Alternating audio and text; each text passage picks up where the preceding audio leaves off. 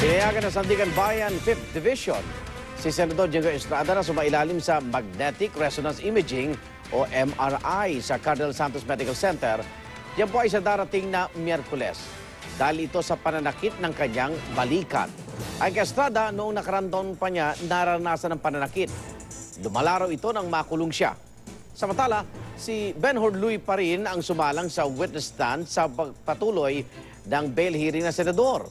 Idinetalye ni Luy kung paano umano napunta sa mga NGO na konektado kay Janet Lim Napoles ang pork barrel ng senador. Hindi naman naiwasang mainis na Estrada sa testimonya ni Luy. Sinungaling eh. Ano bang hindi ako si Matranillo.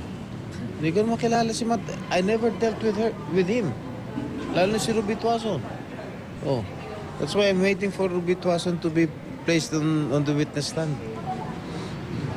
Kahit patawag nila si Matranillo. Kung ini-insinuate ni Ben Hordluy na nagtatransact ako kay Gina Napoles tungkol sa mga komisyon, hindi po totoo yun. Ayon po sa abogado ni Ben Hordluy, maaari naman magpresenta ng ebidensya ang depensa para kontrahin ang sinasabi ng mga testigo ng prosekusyon.